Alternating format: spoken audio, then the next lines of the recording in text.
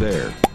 Subscribe to my channel. Ashama arkafune akkam jirtu kabajamtoota fi jaallatamtoota ilmaan Oromoo jirra jirtu nagaan keenya kan jaalalaaf kan gammachuu iddoo jirtan maratti sinaa qaqqabu jecha guyyaa irraa sagantaa addaa qabannee isinii dhufnee jirra. Sagantaan keenya irraa karaa Tokkummaa Show YouTube channel keenyaatii fi akkasumas karaa page keenya Tokkummaa Showdhaan kan darbu ta'a. Tamsaasii kallattii keenya guyyaa irraa dhimma haala siyaasaa yeroo ammaa miidhama obbo Jawaar Mohammadii wal qabatee akkasumas immoo haala biyya keessa jiru tokko lama jennee kan irratti dubbannu ta'a. Isinis egaa hanga xumura qophii keenyaatti akka turtiin waliin gootan asumaan dhaamsa keenya isin biraan geenya. Egaa ceessa tokko dabarsinee kaanee kan walitti deebinu ta'a. Turtii gaarii.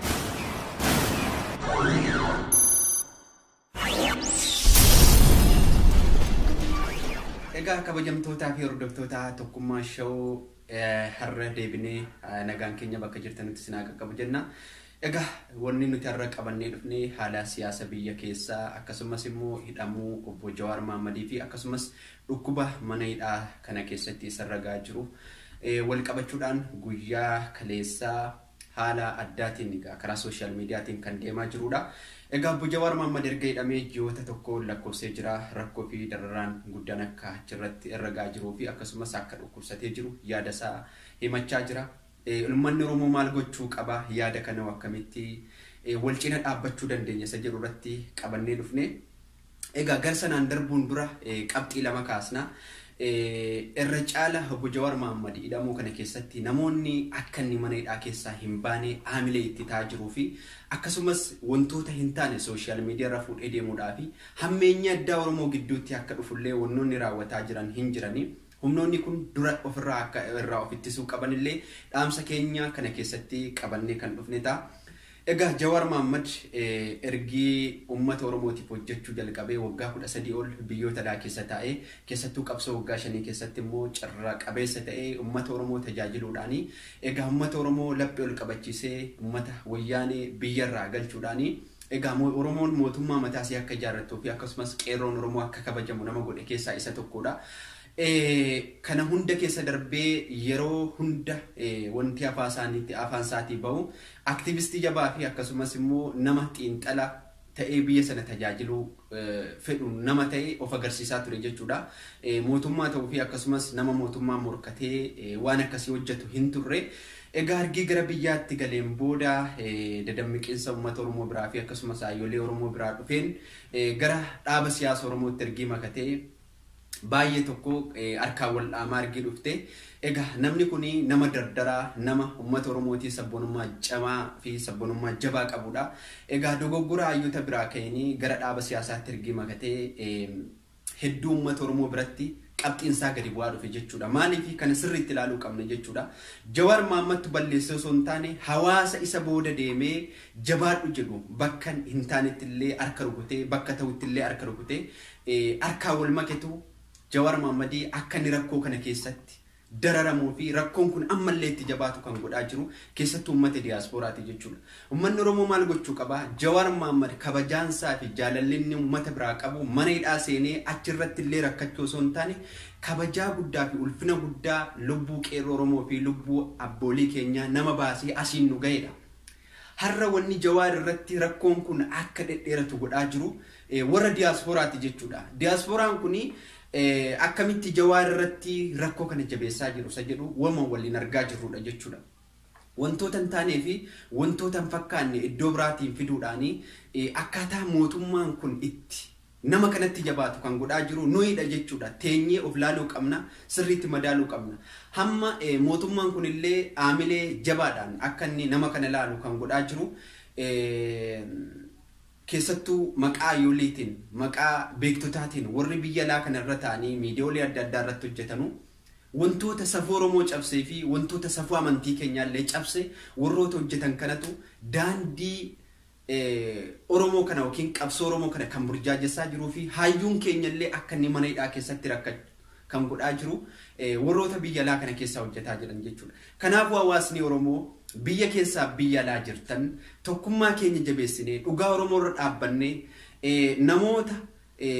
Jawaar illee akkaataan itti hidhame abbooliin gadaa abbooliin amantaa haati siinqee Oromoo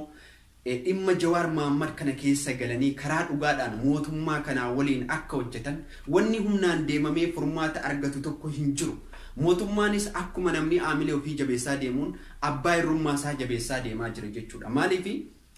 karaa ilaafilameedhaan osoo afaan tokko biyya keessatti haasofnu osoo ilaafilameedhaan waa wal gaafachuu dandeenyu osoo abbaa gadaa qabnu osoo sirna gadaa qabnu osoo sirna haadha siinqee qabnu ummanni Oromoo sadarkaa kanaan wal ga'uunsa miira xiiqii keessa gallee ati maana caaltaa ati nan caaltu ati maasuftaa annanaasaa asaan keen ta'u ankootu ta'a wantoota kana jechuudhaan ummanni wal burjaajesse siyaasa koo malee siyaasni keen ta'u siyaasan deemuu malee siyaasan natti dubbattu hin ta'u dubbiin kee isa kootii malee hin ta'u jechuudhaan dubbii afaanitti wal qabuudhaa fi wal balaaleffachuudhaan yaada tokko yoo tokko irratti kaase dafanii wal diineffachuudhaan sadarkaa kanarra geenyee jirra jechuudha. Kanaafuu rakkoo kana keessaa bahuudhaa fi afaan tokko godhachuu qabna jalqaba irratti wanni uummata Oromoo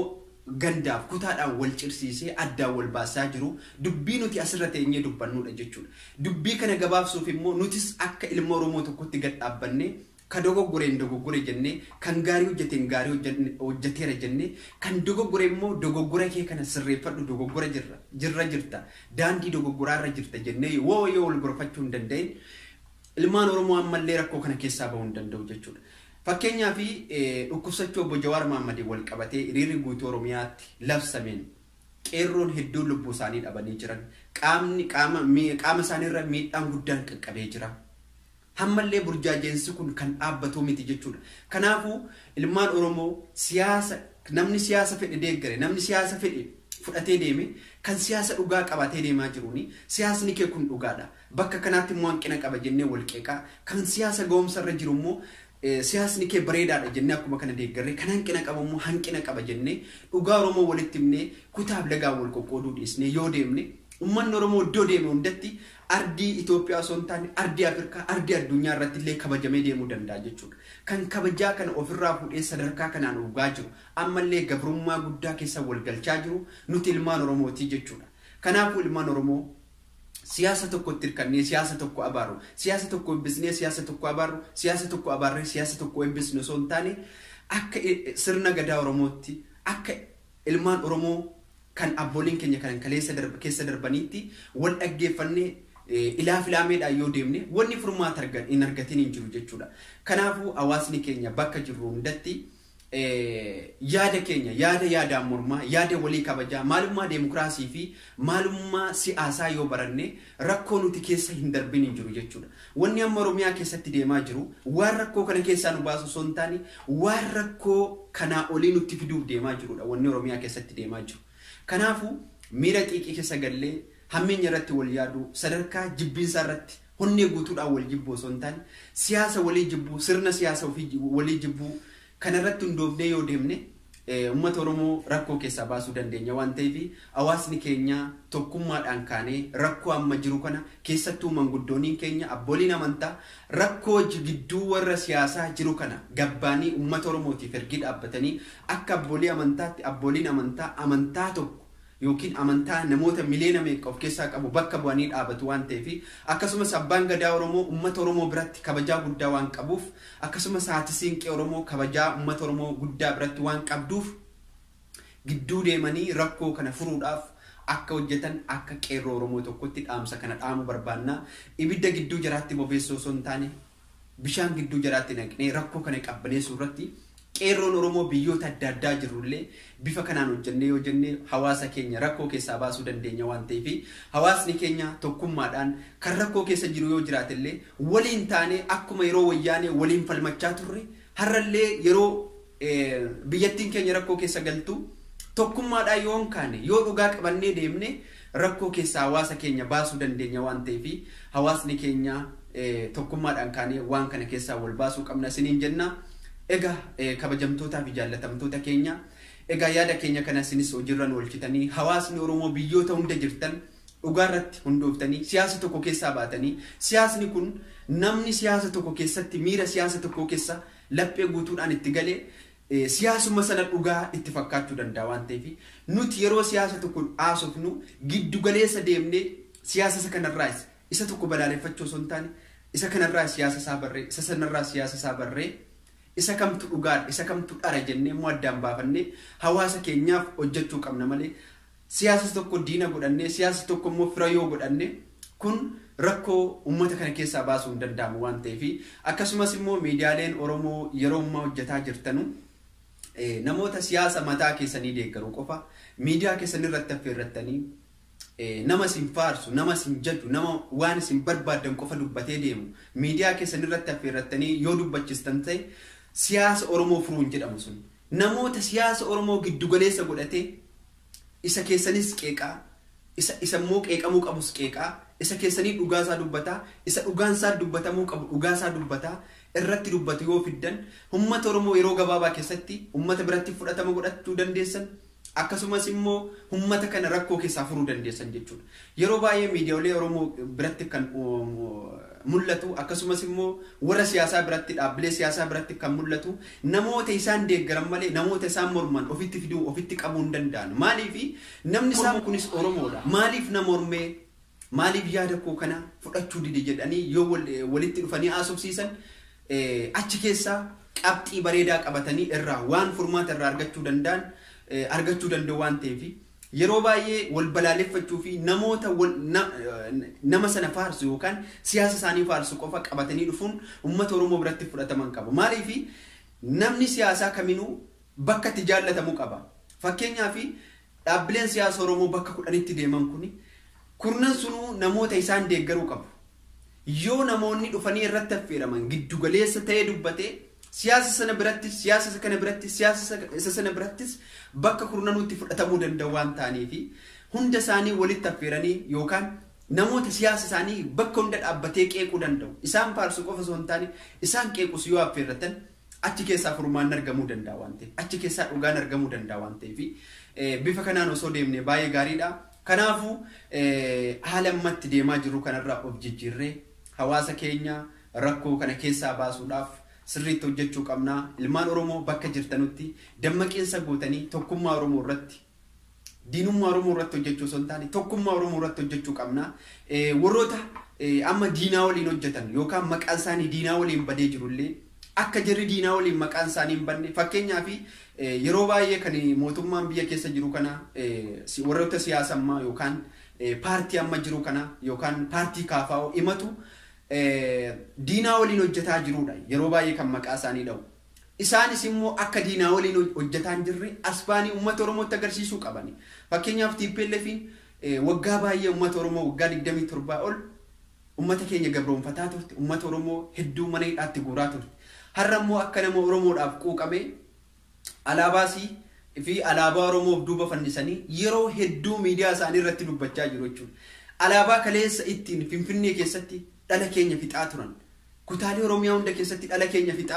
fixaa turan har'a immoo ummata Oromoo wal nyaachisanii ammas keessa fayyadamuuf jecha miidiyaalee isaanii irratti alaabaa keenya fannifachuudhaan ummata keenyaa waliin hiriira bahuudhaan mootummaa amma jiru kana nu waliin qeequudhaan nutti fayyadamuu barbaadan jechuudha ummanni Oromoo afshaala ta'e dhuguma warri kun nuuf quuqamanii moo nurratti immoo ammas waan biraa yaadaa jira jennee ilaaluu qabna kanarratti dhugaa qabannee yoo deemne mootummaan kun afaan keenya dubbata mootummaan kun